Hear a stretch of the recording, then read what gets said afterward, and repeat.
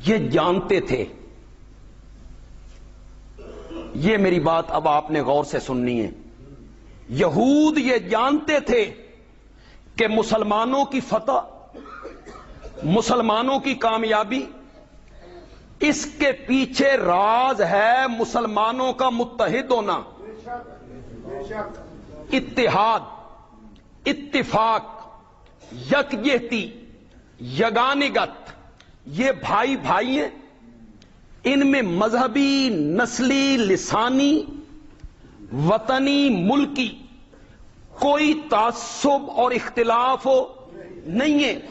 یہ سیسا پلائی ہوئی دیوار ہیں، جب تک یہ متحد رہیں گے، ان میں اتحاد رہے گا، یہ اسی طرح ہم پہ قیامت ڈھاتے رہیں گے، مسلمانوں کے قدم بڑھتے رہیں گے، اسلام کی زمین پھیلتی رہے گی، کفر کی زمین سکڑتی رہے گی۔ کوئی کام ایسا کرو کہ گرم جنگ چھوڑ دو، تلوار اٹھا کے جنگ کرنا اسے چھوڑ دو، سرد جنگ لڑو اور مسلمانوں کے اندر گھس کے ان کے درمیان اختلاف پیدا کر دو، انتشار پیدا کر دو، ان کو پھوڑ دو۔ یہ جب اختلاف انتشار کا شکار ہو جائیں گے تو فتوحات کا سلسلہ رک جائے گا۔ حضرت عمر کے دور میں فتوحات ہو رہی ہیں، ایران تک، مصر تک، عراق تک، شام تک، بیت المقدس تک اسلام پھیلتا چلا جا رہا ہے۔ انہیں موقع نہیں مل سکا حضرت عمر کے دور میں پر پرزے نکالنے کا اور اپنے مشن کی کامیابی کے لیے کام کرنے کا۔ اتنے میں دور آ گیا حضرت عثمان کا رضی اللہ تعالی عنہ۔ آپ جانتے ہیں ان کی طبیعت میں نرمی تھی اور ان سے رب کے فرشتے بھی حیا کیا کرتے تھے۔ وہ مالدار تھے، ذاتی لحاظ سے وہ دولت مند تھے، تاجر تھے، مالدار تھے۔ وہ اپنی جیب سے اپنے غریب رشتہ داروں کی مدد کرتے، اپنی جیب سے اپنے غریب رشتہ داروں کا تعاون کیا کرتے تھے۔ یہ ساری باتیں ذہن میں رکھیں۔ چنانچہ حضرت عثمان کے آخری 6 سالہ دور خلافت میں یمن سے ایک یہودی اٹھا جس کا نام ہے عبداللہ، مشہور ہے ابن سبا، یہودی ہے، بڑا تیز ترار، چلاک، سکیم بنانے والا۔ اس نے سوچا کہ یہ موقع سب سے بہتر ہے۔ وہ مدینے آیا، اسلام قبول کر لیا، اسلام کا لبادہ اوڑھ لیا۔ پھر اس نے حضرت عثمان سے عہدہ طلب کیا، مجھے کوئی سرکاری عہدہ دیا جائے۔ مقصد اس کا یہ تھا کہ کوئی سرکاری عہدہ ہوگا تو میرا کام آسان ہو جائے گا، سرکار کی مہر مجھ پہ ہوگی۔ حضرت عثمان نے اسے عہدہ نہ دیا، وہ اور سیخ پا ہوا، مدینے سے نکلا، بصرہ چلا گیا۔ وہاں کچھ لوگوں کے ذہن بنائے، یہ جو عثمان اپنے رشتہ داروں کا تعاون کرتے ہیں نا، یہ بیت المال میں سے کرتے ہیں۔ اب شروع ہو گیا پروپیگنڈا، یہ بیت المال میں سے تعاون کرتے ہیں، فلاں جگہ کا بیت المال کا حصہ فلاں رشتہ دار کو انہوں نے دے دیا ہے۔ اس نے بصرے میں ذہن بنایا، پھر اس نے کوفے میں ذہن بنایا، کوفے میں اس کو اچھی خاصی جماعت میسر آئی، پھر اس نے مصر میں ذہن بنایا، مصر میں، بصرہ میں، کوفہ میں، مختلف صوبوں میں یہ لوگوں کا ذہن بناتا رہا حضرت عثمان کے خلاف۔ انہوں نے گورنر اپنی برادری کے لگا دیے، جی یہ اپنی برادری کو نواز رہے ہیں، اپنی برادری کے گورنر انہوں نے بنا دیے، یہ اپنے رشتہ داروں پہ پیسے خرچ کرتے رہتے ہیں، بیت المال کو بے دریغ خرچ کرتے رہتے ہیں۔ پھر اس نے یہ کیا کہ بصرہ کے لوگوں کو کہتا تھا کوفے والوں کو خط لکھو، کوفے والوں کو کہتا تھا تم مصر والوں کو خط لکھو، مصر والوں کو کہتا تھا تم کوفے والوں کو خط لکھ دو، اور پھر اس نے یہ سکیم بنائی کہ جعلی خط مصر، بصرہ اور کوفہ کے لوگوں کو اس نے پہنچائے حضرت علی کی طرف سے رضی اللہ تعالی۔ ٹیلی فون تو اس وقت تھے نہیں کہ منٹوں میں تصدیق کی جاتی کہ تہاڈا لکھے ہوا خط ایک جگہ سے دوسری جگہ پہ کتنے دنوں میں پہنچتا تھا۔ حضرت علی کی طرف سے اس نے خط لکھوائے، یعنی ان کے ذمے لگوا دیے۔ لوگوں نے سمجھا کہ حضرت علی بھی عثمان کے خلاف ہیں۔ پھر عبداللہ ابن سبا نے ایک جو سکیم بنائی جسے رجال کشی صفحہ 71 پہ علامہ کشی نے نقل کیا، یہ اہل تشیع کا 3 صدی کا عالم ہے، بڑا پرانا عالم ہے، 3 صدی کا رجال کشی۔ اس کے صفحہ 71 پہ وہ لکھتا ہے ان عبداللہ ابن سبا کان یہودیا فاسلم، عبداللہ ابن سبا یہودی تھا، فاسلم، پھر یہ کیا لے آیا؟ اسلام لایا۔ پھر اس نے غلو شروع کیا، یہ یہودیت میں بھی غلو کیا کرتا تھا۔ رجال کشی والا کہتا ہے یہ پہلا آدمی ہے جس نے یہ مشہور کیا کہ حضرت علی کی خلافت کو ماننا فرض ہے، اور حضرت علی کے دشمنوں پہ اس نے سب سے پہلے تبرہ کیا، اور اس نے کہا کہ خلافت حق تو علی کا تھا لیکن اصحاب ثلاثہ نے انہیں حق نہیں دیا۔ یہ پروپیگنڈا پھر اس نے شروع کیا، یہ رجال کشی والے نے لکھا، حضرت علی کی ولایت کا پروپیگنڈا، حضرت علی کے دشمنوں پہ لعنت کا پروپیگنڈا۔ اس نے پھر یہ سکیم بنائی اور اس طرح ایک جتھا بنا کے یہ عین حج کے ان ایام میں مدینے لے آیا جہاں بڑے بڑے صحابہ مدینے سے نکلے ہوئے تھے، حج کرنے گئے ہوئے تھے، مدینہ خالی تھا۔ اس نے ان لوگوں کو اکٹھا کیا، حضرت عثمان کے گھر کا محاصرہ کیا، اور 40 دن انہیں اس کنویں سے پانی نہیں پینے دیا جو کنواں انہوں نے جیب سے خرید کے مسلمانوں کے لیے وقف کیا تھا۔ میں یہاں ایک بات کہنا چاہتا ہوں، کربلا میں پانی تھا یا نہیں تھا اسے ایک طرف رکھ دیں، کہیں نہیں لکھا ہوا ہے کہ نہیں تھا، بلکہ غالباً 7 محرم کو قاسم کی مہندی بنائی گئی۔ کس سے بنتی؟ پین واسطے آئی کوئی نہیں تے مہندی گولن واسطے آئی۔ مہندی کس سے بنتی ہے؟ پینے کے لیے تو تھا نہیں، مہندی گھولنے کے لیے پانی مل گیا تھا۔ لیکن اگر میں اس روایت کو مان لوں جو کسی کتاب نے لوط ابن یحییٰ کی روایت سے کسی نے نقل کیا ہو، میں مان لوں تو بندیالوی کہتا ہے کہ جس فرات سے سیدنا حسین رضی اللہ تعالی عنہ کا پانی بند کیا گیا تھا وہ انہوں نے جیب سے نہیں خریدی تھی۔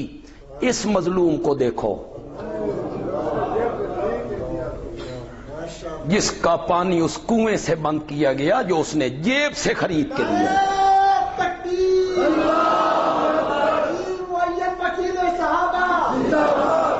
تو ہی آیا، چلو مجھے پتہ لگ گیا بھی تو آئے ہو۔ اللہ اکبر اللہ اکبر۔ حضرت عثمان رضی اللہ تعالی عنہ کو ان لوگوں نے کیا کر دیا؟ شہید کر دیا، بے دردی کے ساتھ انہیں شہید کر دیا۔ ان کی بیوی کی انگلیاں کاٹ دی گئیں۔ 84 سال کے مظلوم امیر المومنین کے سینے پہ چڑھ کے کودتے رہے، ان کی ہڈیاں توڑ دی ان لوگوں نے۔ اس کے بعد کس کو خلیفہ بنائیں؟ تو انہوں نے حضرت علی کو مجبور کیا کہ یہ خلافت کی ذمہ داریاں آپ سنبھالیں. کچھ مسلمان جو مدینے میں موجود تھے انہوں نے بھی حضرت علی رضی اللہ تعالی عنہ سے عرض کی کہ اگر یہ آپ پر راضی ہو رہے ہیں تو آپ اس ذمہ داری کو سنبھال لیں ورنہ کہیں اور کام خراب ہو. حضرت علی رضی اللہ تعالی عنہ نے ان حالات میں یہ ذمہ داریاں سنبھال لیں. پھر آپ جانتے ہیں کہ ان شرارتیوں نے ان سے مدینۃ الرسول چھڑوایا. چھوڑا حضرت علی نے کہ نہیں چھوڑا؟ مدینے سے نکل گئے نا اور کوفے کو بنا لیا دار الخلافہ. اس وقت ایک صحابی نے حضرت علی سے کہا تھا امیر المومنین مدینہ نہ چھوڑیے ورنہ آپ ساری زندگی پھر مدینہ واپس نہیں آ سکیں گے. نہیں آ سکیں گے آپ مدینہ واپس.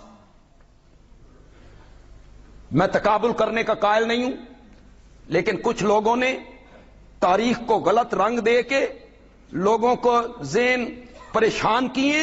بندیالوی کہتا ہے حضرت عثمان رضی اللہ تعالی عنہ کا پانی 40 دن سے بند ہے. فوج نہیں تھی ان کے پاس؟ بولو نہیں تھی فوج ان کے پاس. ان کے صوبے کا ایک گورنر شام کا گورنر سیدنا معاویہ رضی اللہ تعالی عنہ کی کمان میں 1,60,000 فوج تھی ایک صوبے کے گورنر کے پاس اور وہ خود مدینے آئے تھے.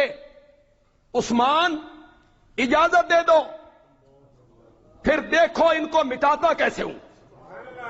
یہ کون ہے؟ آپ کا محاصرہ کرنے والے اور آپ کے نیچے سے تخت کھینچنے والے. اجازت دے دو. لوگوں جدہ بلی تے بھی بن جائے نا تے جھپٹا مار دیاں او بھی رہندی خدا کی قسم. لیکن حوصلہ ہے عثمان کا. میں حیران ہوں. حوصلہ ہے عثمان کا.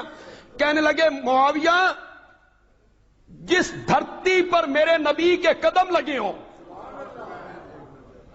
میں اپنی ذات کے لیے کلمہ پڑھنے والوں کا خون اس دھرتی پہ گراؤں میں یہ نہیں کر سکتا.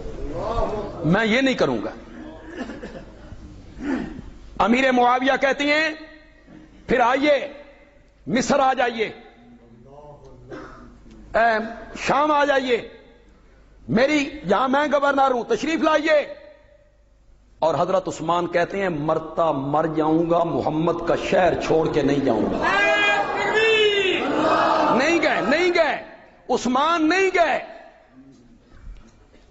لیکن یہ جو شرارتی عنصر تھا بظاہر یہ کلمہ عبداللہ ابن سبا کیا پڑھتا تھا؟ بظاہر یہ کلمہ پڑھنے والے لوگ تھے. انہوں نے حضرت علی کو مجبور کر دیا کہ مدینۃ الرسول چھوڑیے کوفے آ جائیے. پھر آپ میں جو تاریخ جاننے والے لوگ ہیں حقائق بڑے کڑوے ہوتے ہیں. بیان کرنا آسان ہوتا ہے سننا ذرا مشکل ہوتا ہے لیکن اسے ماننا پڑتا ہے. میں کہا کرتا ہوں کہ شتر مرغ ریت میں سر چھپا لے آندیاں نہیں رکا کرتی اور بلی کو دیکھ کے کبوتر آنکھیں بند کر لے تو بلی کے حملے سے بچ نہیں سکتا. حقائق سننے پڑتے ہیں پھر حقائق ماننے پڑتی ہیں. بتاؤ جو تاریخ جاننے والے لوگ ہو اگر میں غلط کہوں تو کوئی بندہ اٹھ کے بولے کہ تم غلط کہہ رہے ہو. حضرت علی بہادر علی شجاع علی بے باک علی نڈر علی دلیر علی فاتح خیبر علی قاتل مرحب علی ان کی شجاعت میں بہادری میں دلیری میں شک ہے؟ تلوار زنی میں کوئی شک نہیں. بہادر بھی ہے دلیر بھی ہے کمانڈر بھی ہے. 4.5 سال دور خلافت ہے ایک انچ زمین بھی فتح نہیں ہوئی. بولو اگر اس کے خلاف کوئی بولنا چاہتا ہے تو بولو اٹھ کے. تمہیں 1 سال کی مہلت ہے, سال مطالعہ کرو کتابوں کا. چلو میں یہیں رہتا ہوں, سال کے بعد بھی مجھے آ کے بتانا کہ حضرت علی کے دور خلافت میں فلاں شہر فتح ہوا تھا, حضرت علی کے دور میں مسلمانوں نے فلاں گاؤں فتح کر لیا تھا. 1 انچ زمین فتح نہیں ہوئی. کیوں؟ یہودیوں کا وہ منصوبہ پوری طرح کامیاب تھا.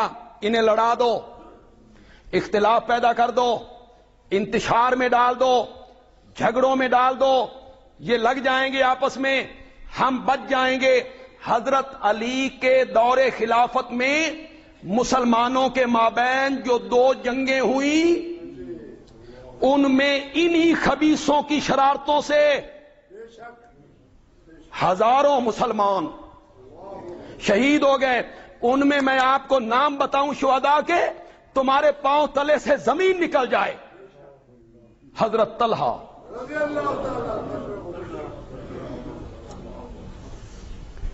ان 10 صحابہ میں شامل ہیں جنہیں میرے پیغمبر نے نام لے کے جنت کی بشارت دے رکھی ہے. وہ شہید ہوئے. حضرت عائشہ کے لشکر میں تھے, حضرت عائشہ کے لشکر میں تھے. حضرت زبیر ان 10 صحابہ میں شامل ہیں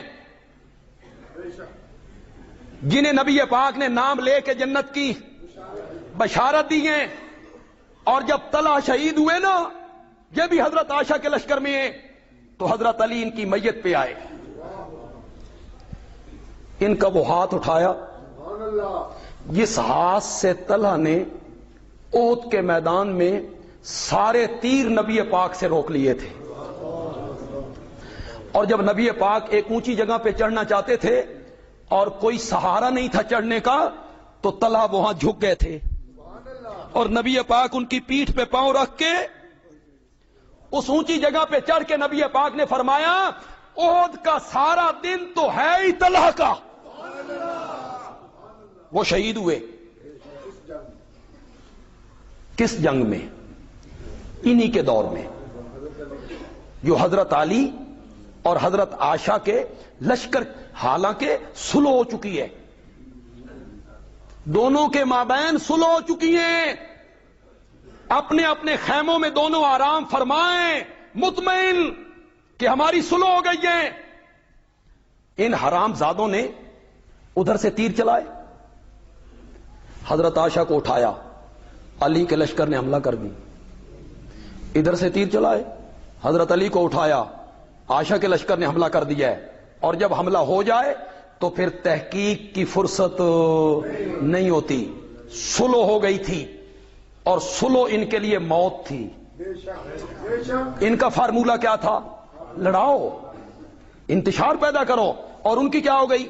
صلح. ان کی تھی موت. انہوں نے کہا اس صلح کو تار پور بکھیر دو. اس کے رات کے اندھیرے میں تیر اندازی کی, ایک دوسرے پہ الزام لگایا, اور دونوں کے مابین ہزاروں صحابہ شہید ہوئے.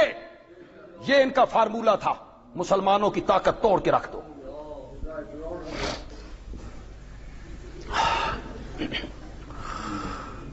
حضرت امیر شریعت سید عطا اللہ شاہ بخاری, میرے موضوع سے متعلق نہیں لیکن ایک دلچسپی کے لیے بات بیان کرنا چاہتا ہوں.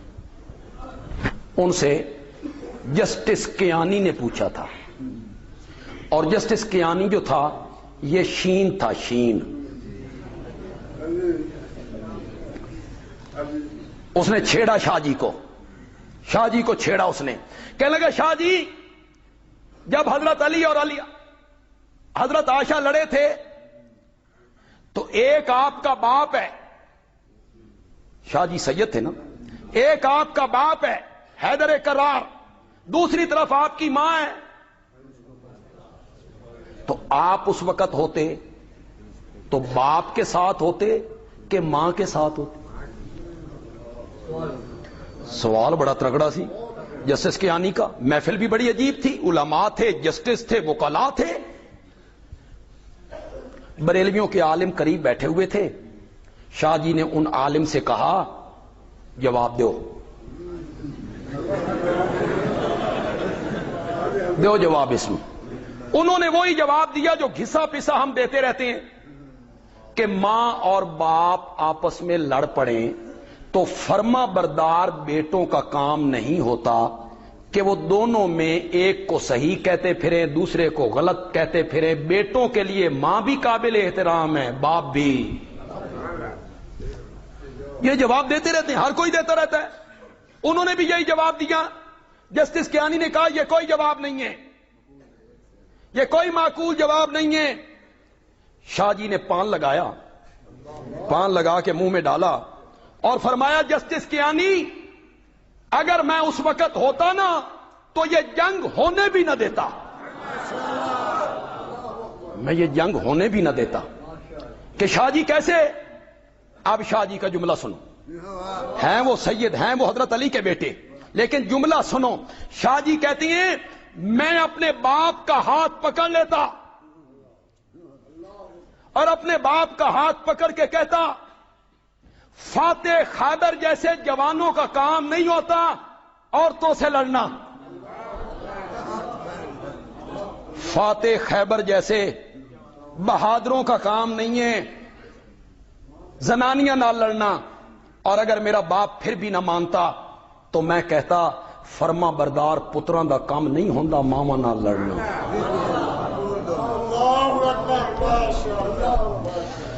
اللہ شاہ جی کی قبر کو منور فرمائے. امیر شریعت سید عطا اللہ شاہ بخاری زندہ باد.